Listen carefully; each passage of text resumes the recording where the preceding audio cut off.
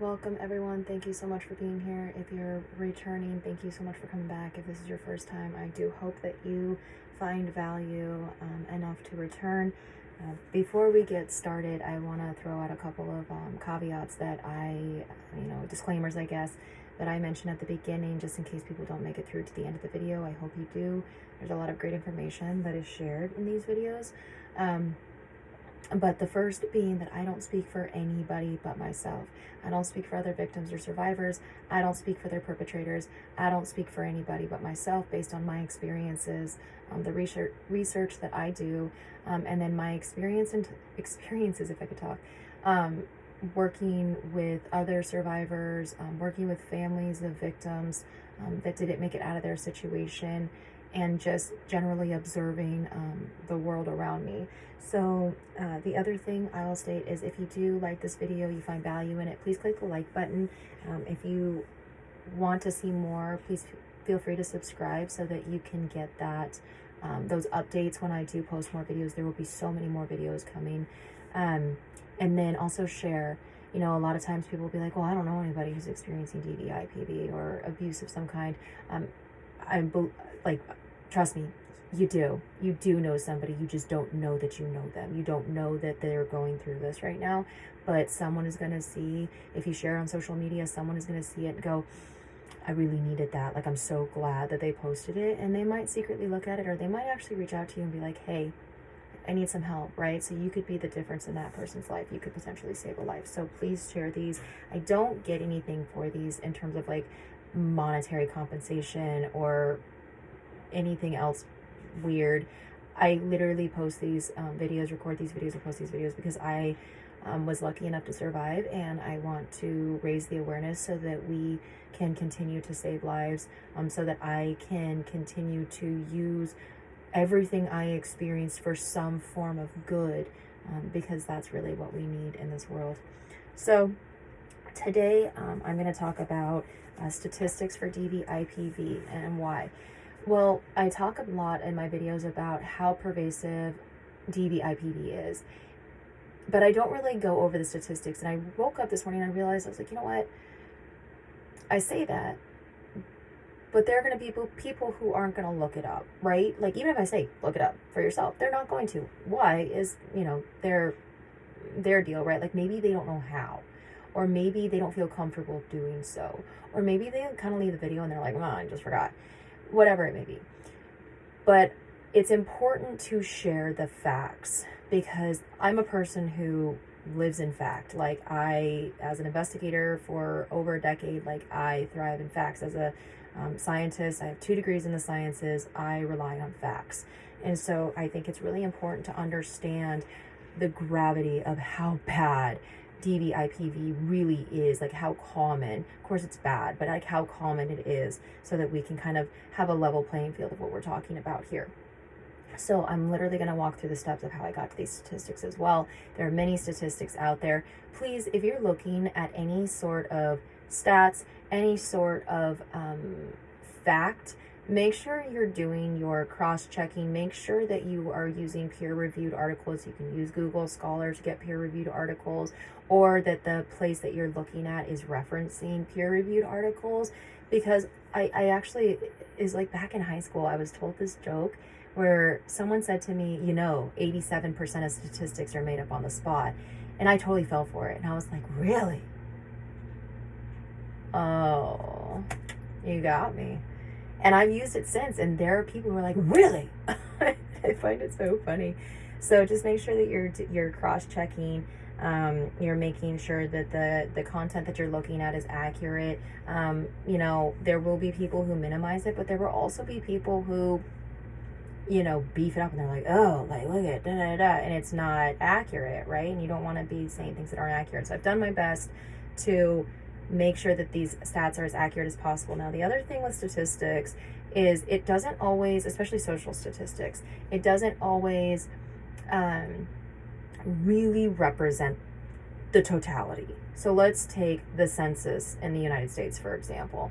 So the census happens, I think it's every 4 years, I can't remember exactly, but the census happens and they try their damnedest, right? Like, they send so many things in the mail. They have people walking and knocking on doors, asking people, whatever. Like, but at the end of the day, if you have an individual who does not want to participate in the census, they're not gonna, right? Like, they're not going to. Now, let's say that person has 8 people in their house. Let's go with round numbers because it's early and I haven't had coffee and I want to make sure my math is somewhat accurate. But like, let's say that house has 5 people, right? And 100 people or 100 households in the United States have 5 people, and all of them are like, you know what, I don't want to be a part of the census, I don't want to participate, right? That's 500 people that have not counted towards the census, right? So your number is kind of an estimate. You can do projections, you can do statistical analysis and understand that there's a standard deviation or error or something like that. You can try to make sense of it, but know that the way I look at it is, especially with really crappy statistics like DV, IPV, I run under the assumption that it's underestimated, right? Like, because a lot of people aren't going to come forward. I didn't come forward for 10 years. You know what I mean? And I'm not going to like judge those individuals who don't come forward for a really long time, or maybe don't even come forward at all, for whatever reason that is for them. So that's what I consider when I look at statistics. If you want to consider that as well, more power to you.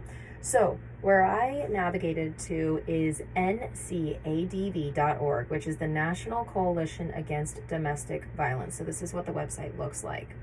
Now, what I really love about this website is it has a safety exit right here. So if you are still in a situation that you aren't able to get out of, or you haven't gotten out of yet for whatever reason, which is very individual to every survivor, every victim, when you go to this site, you can actually click this and it will back you out of the site so that it protects that you were looking. Now, the other thing is, I don't know necessarily what it does on the back end with metadata in terms of like your browser history or something like that. So you might want to use an incognito window or a private window, go through and delete your history just to make sure that you're further protected, because if you've ever had to deal with an abuser, their abuse knows no limits. So there's nothing to say that they won't go into your phone if they know how to do that, or your laptop or whatever, and find what you've been looking at. So just make sure you're doing your due diligence. Maybe use somebody else's phone to do this. Talk to someone you trust, do whatever you can. So you go to this website, and then you go to, this is really difficult for me, learn more. And then there's all of these different ways you can learn about DV-IPV. And then you click on this top one, statistics. Now, there is a fact sheet. Now, the fact sheet is kind of like a flyer. It's just like really quick statistics, really quick information. But for this video, I wanted to go a little bit deeper. I wanted to go through the actual statistics. I don't know how much of my personal experience I'll apply to it in this video, just because the point is to get the facts out. And so I might add some commentary here and there, but I'm really just going to try to get through this. So there are also individual domestic violence fact sheets. I will create other videos going into the individual forms of abuse, and not only the statistics, but my personal experiences with these forms of abuse. So let's just jump into the stats. So it says, on average, nearly 20 people per minute are physically abused by an intimate partner in the United States. During 1 year, this equates to more than 10 million women and men. So I'm pretty sure, like, I'd have to look it up, but the state that I reside in, I'm fairly certain that that's the population of the entire state that I live in. Like, I'd have to look it up to be sure. I looked up recently the county that I live in, and it was over 6 million, right? But we're talking 10 million women and men a year are physically abused by an intimate partner. I mean, people get excited over, like, you know, millions of views and stuff on like videos and social media posts, and we're talking like 10 million people are physically abused by an intimate partner. 1 in 4 women, and I think that's actually might have been updated recently. Oh, it's down here. 1 in 4 women and 1 in 9 men experience severe intimate partner physical violence. Severe. intimate partner contact sexual violence, and or intimate partner stalking with impacts such as injury, fearfulness, post-traumatic stress disorder, use of victim services, contraction of sexually transmitted diseases, etc. I will tell you, I am one of those I'm that one of four, right? Like, for all of those that I just listed. Literally all of them. I have experienced all of them by one individual. And I will say, when I say those things, people are like, oh, what if she's just making this up? I literally have proof of all these. I literally have evidence of all of it. It is not like, oh, I just misinterpreted, or like, oh, I thought this was stalking. No. These incidents that have happened have literally been reported to the police repeatedly. I have the evidence. Again, former investigator for over a decade. I have the evidence. Not that it really matters to the police, but it matters to me to let you all know that when I say, oh, I've experienced all of this, I literally have proof of all of it. Sub-bullets: 1 in 3 women and 1 in 4 men have experienced some form of physical violence by an intimate partner. This includes a range of behaviors, e.g. slapping, shoving, pushing, and in some cases might not be considered domestic violence. 1 in 7 women and 1 in 25 men have been injured by an intimate partner. 1 in 10 women have been raped by an intimate partner. Data is unavailable on male victims. So there you go. Data is unavailable on male victims. Why that is, I'm not entirely sure. I'd have to dig into the reference number that they have there. It could be that they just don't come forward about it. It could be that it's not reported. When you look at like dog bites, for instance, there are certain breeds that aren't reported. There are certain breeds, depending on where you are, where it is required for you to report that breed or any other type of mixed breed. So you can have a situation where you have a breed that is really just biting a lot, biting everybody, right? Like it's just a breed. Maybe it's been crossbred too many times. Its behavior is awful, and the breed is just kind of going downhill. Because of this, and so it has become a more bite-prone breed, but because it's not required to be reported, you don't actually know about it. So that could be one of these situations as well. I am not entirely sure. I will tell you, though, of those 3 sub-bullets, I am that one in every single one of them. 1 in 4 women and 1 in 7 men have been victims of severe physical violence, e.g. beating, burning, strangling by an intimate partner in their lifetime. Check. 1 in 7 women and 1 in 18 men have been stalked by an intimate partner during their lifetime to the point in which they felt very fearful or believed that they or someone close to them would be harmed or killed. Check. On a typical day, there are more than 20,000 phone calls placed to domestic violence hotlines nationwide. 20,000 a day. Okay, multiply that times 365.25 days in a year. That's a lot of freaking phone calls. And I know that I've been in that many times over, right? The presence of a gun in a domestic violence situation increases the risk of homicide by 500%. This is quite literally why I would not allow a firearm in my home. Now, when we were essentially forced to move to another state, which I then had to flee to come to my home state, again, Violence Against Women's Act, it covers that, but that apparently wasn't bad enough when I reported it. But the argument I was given was, oh, well, we need a gun because what if a bear gets in? Then a bear gets in. Like, what are you going to do about it? Like, what? So, I remember this conversation really clearly where I was like, well, so have you ever shot a gun? And the answer was, well, I shot like a BB gun once. And I was like, that's not exactly the same thing. And if a bear gets in, the best thing you can probably do is go into a room, lock the door, maybe get out a window if you really feel it's necessary, and just let the bear eat your food and it will leave. Right? Now, the same individual liked to leave all the doors unlocked, or the doors open, or the windows open. So you have a fear of a bear getting in the house, but then you literally leave the doors unlocked and da-da-da-da. Then it was, well, what if there's an intruder? Well, if you have a concern about there being an intruder, then why are the doors unlocked? Why are you leaving doors and windows open throughout the night? And like, again, what is a firearm going to do for you in this situation? So I asked these questions. There might have been a firearm in the house. I have no idea. I searched very regularly. I wasn't able to search all places. I wasn't able to go in all places. There was also a lot of land, so it could have been hidden somewhere, and I just didn't know it. There were sensitivities if I were looking for something and I was found like looking for, it could be something ridiculous. It could be like a form, a piece of paper or something like that. But if I was found searching, there was this heightened, like, what are you looking for? What are you looking for? Taxes. I don't know. Like, I don't know, man. I'm looking for tax forms. Like, what are you freaking out about? So anyway, there were a lot of, and this wasn't just after we moved. This was actually before as well, where it was like, oh, we need a firearm. We need a firearm. And I'm like, but we don't, right? Like, neither of us know how to shoot a gun. That would be really, really dangerous. That would be really, really stupid. Now, in my mind, I'm like, this guy is going to use it on me. Like, I'm going to be that bear that gets in the house, right?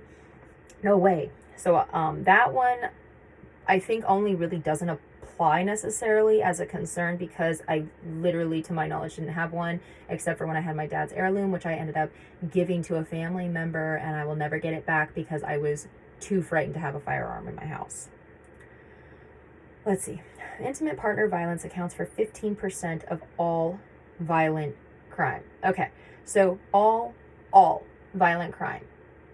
15%. 15 cases or incidents or whatever, reports out of 100. 15 out of 100 are intimate partner violence for all violent crime. Women between the ages of 18 to 24 are most commonly abused by an intimate partner. Now, this one's interesting because I am no longer 24. That would kind of neat. But if I think back,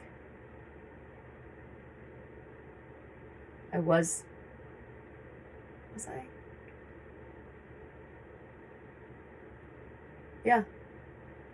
I had just turned 24 when I met my abuser. 19% of domestic violence involves a weapon. So I find this really compelling because I learned that weapon is defined as certain things. So my abuser's weapon of choice was his fists and his feet, his body, if you will, any part of his body, his forearm pressed against my throat, his male parts when he, wanted, that was a really hard one for me. I think you guys can figure it out.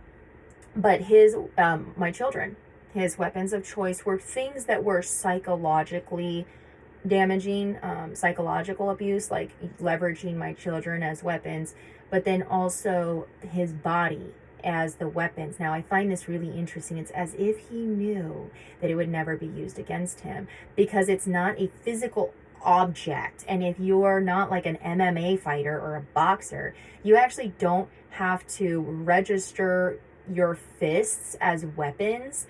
I think this is the dumbest shit ever. I'm going to be really, really candid. Like, so is a spoon a weapon?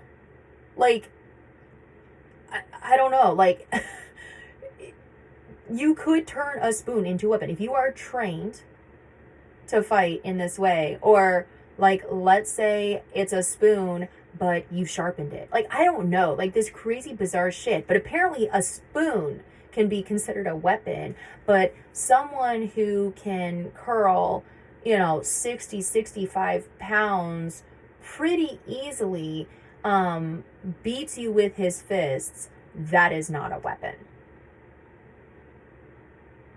What? What? And why this matters is because it actually changes I can speak for the state that I was in, it changes the charges that they're charged with. So if you use a weapon, it's a felony. If you don't use a weapon, it's a misdemeanor. And your fists or feet or forearms when you're choking someone out, that's not considered a weapon. So you get charged with a misdemeanor. Great. That's a hot spot for me, obviously. Domestic victimization is correlated with a higher rate of depression and suicidal behavior. This is another one that I find incredibly interesting.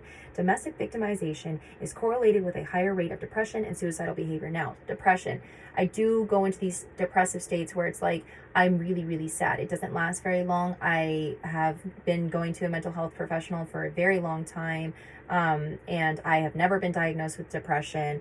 My diagnosis literally is CPTSD, and that is all. I do not have any other mental health diagnoses. Not that, if I did, then whatever it is who I am, and that's fine, but I do not have that. Now, suicidal behavior. There was an event where I felt like I literally couldn't do it anymore. And I talk about this in my very first video that I ever recorded, where I had spoken to a woman who, her daughter also died a victim of domestic violence, intimate partner violence, because she took her own life, because she literally couldn't take it anymore. And so what I find really interesting about this is that moment in time, this act, right, that this choice I made that really wasn't a choice, but really like, I just can't do this anymore, was used against me repeatedly. It's still being used against me, that I must be a terrible mother because I attempted suicide.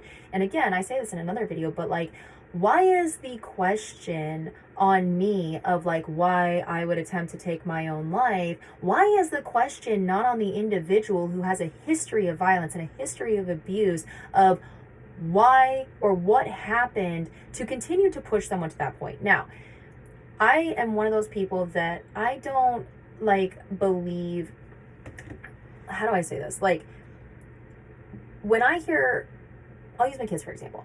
When I hear them say, oh, well, he made me or she made me, this friend made me angry and that's why I acted out and did this thing. I'm like, no. No. You could be upset, right? Like, something happened and you could be upset, right?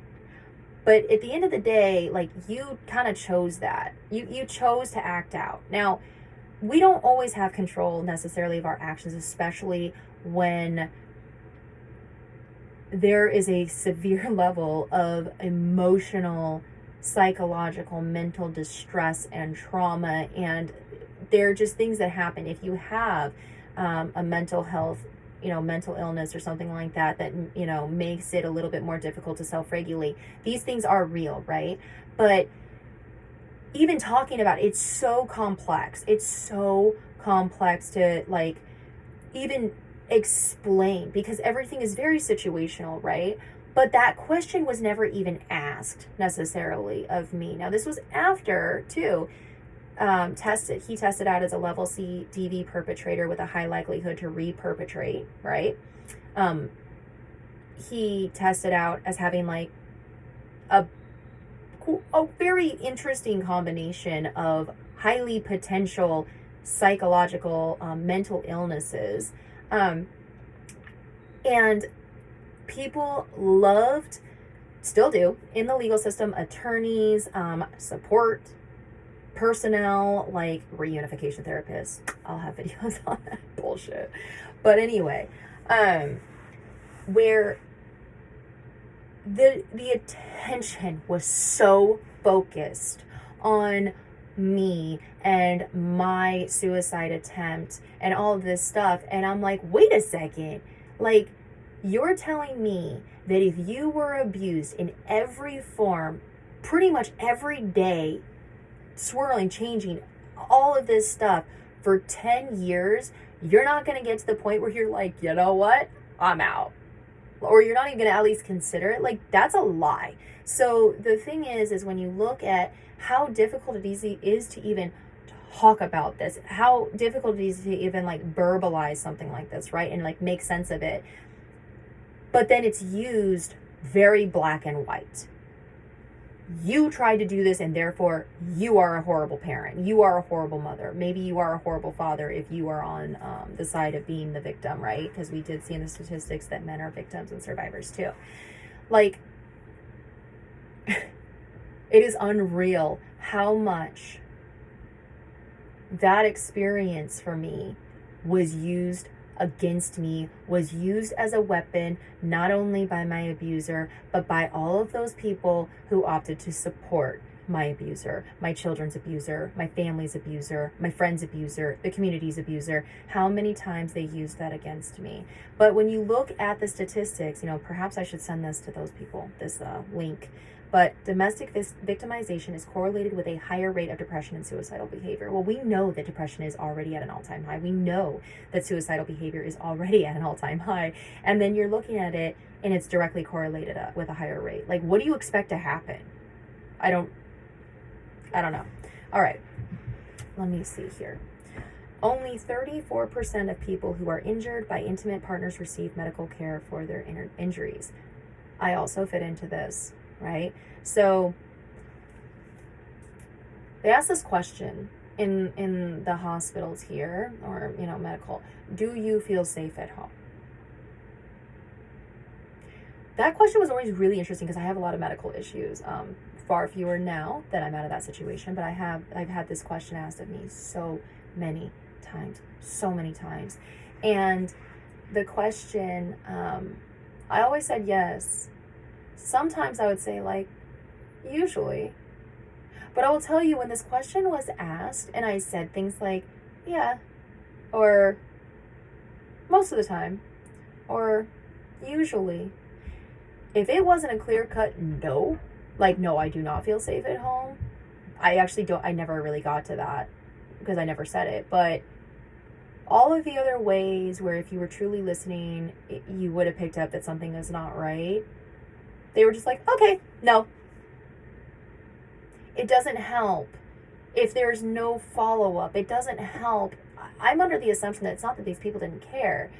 They didn't have training on what to do with it anyway. If it wasn't a no, then they just moved on. And that's the problem with a lot of this, is it's very black and white. Very black and white. And when it comes to injuries, there are literally only 2 times I went to the hospital with injuries related to this. The one was my own suicide attempt, right? I was transported. I did talk to a crisis manager or something like that. I was pretty actually candid. All they said is, you should get into therapy. Okay. Sure.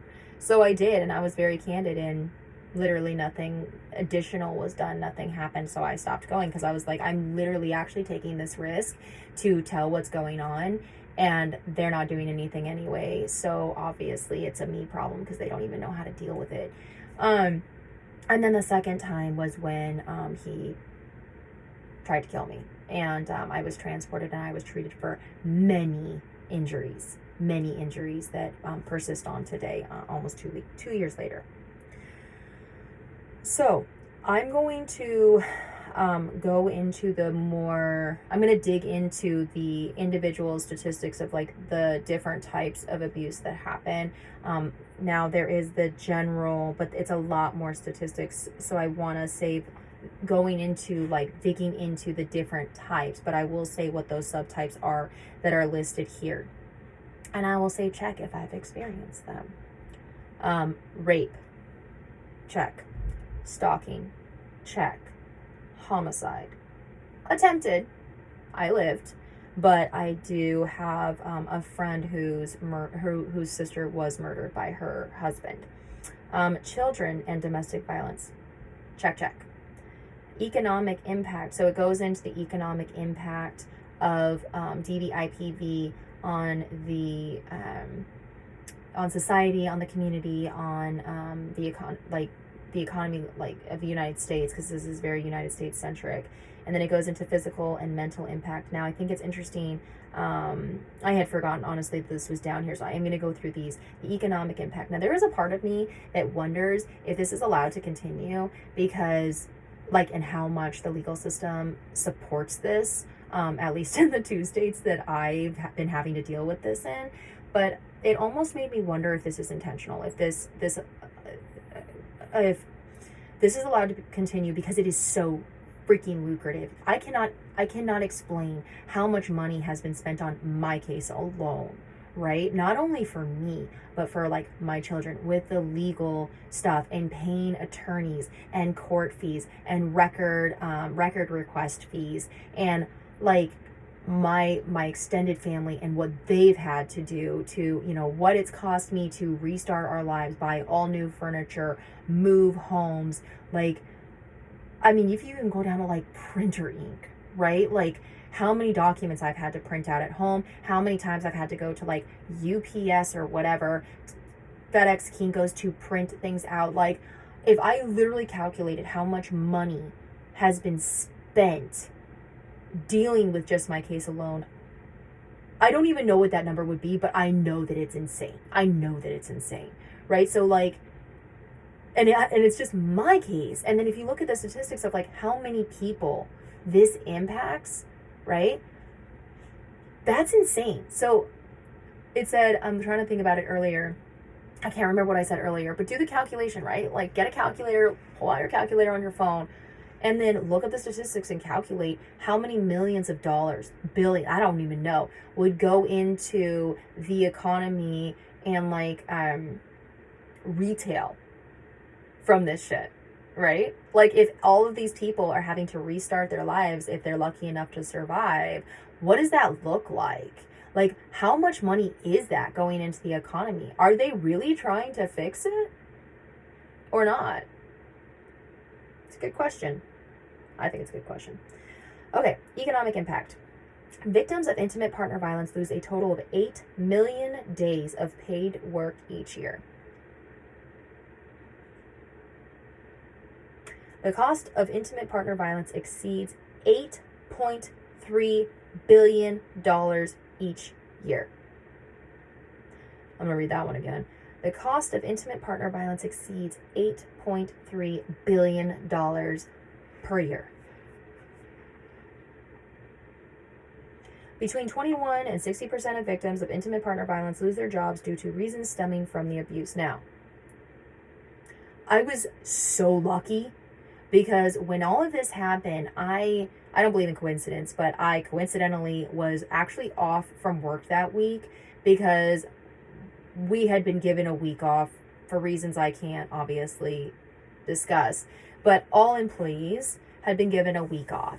And so, I kid you not, this was the week I had chosen because it was the week of my birthday. And I actually was going to celebrate myself for once. And in a way, it took me a really long time to get to this conclusion. In a way, I did, right? Like, this all happened on my birthday. This final event happened on my 34th birthday. Now, I literally, when I first got out and I fled, and I was sitting there and I was like, I'm going to have to change my birthday. Like, can you change your birthday? Like, you can change your name, right? Like, you can change other things about yourself. Can you change your birthday? Because I don't want that birthday anymore. But I realized something. It was my birthday. It was my rebirth day. I was reborn that day because I survived. And I was able to get the hell out of that situation finally and actually have a life. So yeah, it was my birthday. And it's also what I call my Phoenix Day, because that was the day that I was reborn.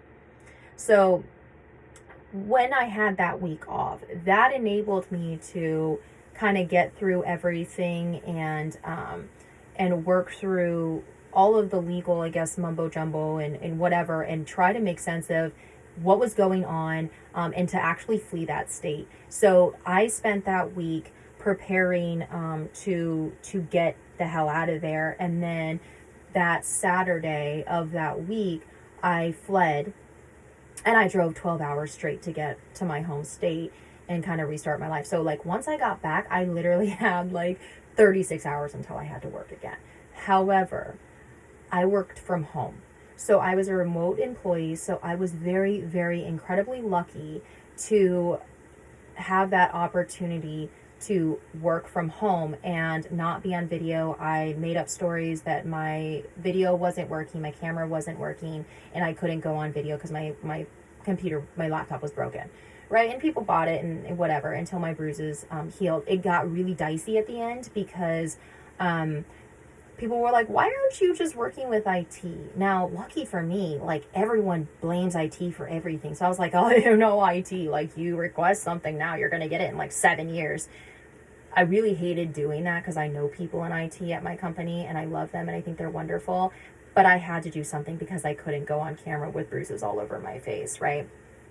But I was very lucky. I did not lose my job. I worked my butt off with a severe concussion, with all of these injuries in between doctor's appointments.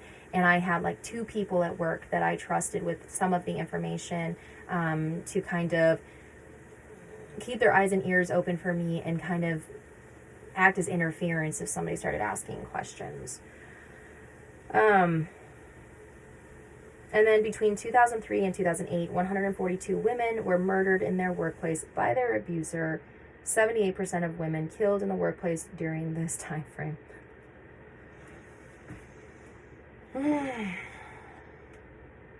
Between 2003 and 2008, 142 women were murdered in their workplace by their abuser.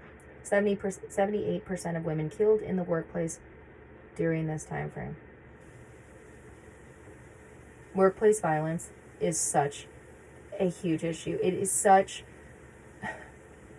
a focal point if you work in security or HR or something like that. It is such a focal point to understand workplace violence, understand workplace violence prevention. We have entire programs like Run, Hide, Fight that we implement in businesses to ensure we know how to not only prevent workplace violence incidents, but also how to train our employees on reacting to those incidents when workplace violence events actually do occur. And in this 5-year span of time, 142 women were murdered in their workplace by their abuser. Why are we not focusing more on the fact that a lot of these incidents are intimate partner violence, domestic violence related?